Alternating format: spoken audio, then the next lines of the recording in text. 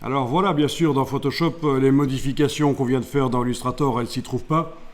Vous allez mettre à jour le calque.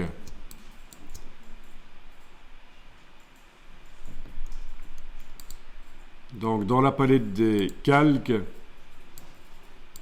de Photoshop, vous avez le calque avec le logo.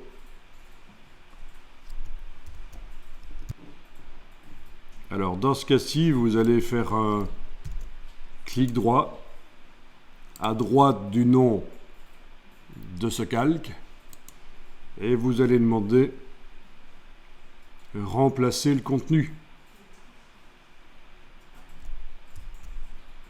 Remplacer le contenu et ça vous demande par quoi on le remplace et vous allez chercher la nouvelle version que vous avez enregistrée, la nouvelle version du document Illustrator.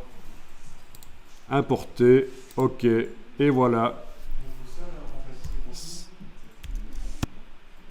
Voilà, et donc moi je vous conseille dans un premier temps quand vous travaillez dans Photoshop et que vous amenez des choses Illustrator de faire fichier, importer et incorporer.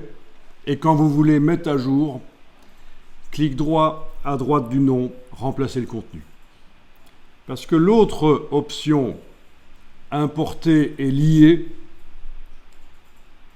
elle risque de vous poser des problèmes parce que le fichier Photoshop, si vous le transportez quelque part, mais en oubliant de transporter les fichiers qui sont liés, les fichiers qui sont utilisés par Photoshop mais qui ne sont pas vraiment intégrés dedans, eh bien votre fichier Photoshop que vous transportez ailleurs, il sera inutilisable, vous aurez des problèmes. Tandis que là, on a intégré dans Photoshop le fichier, une copie du fichier Illustrator. Pour les débutants, c'est beaucoup plus simple.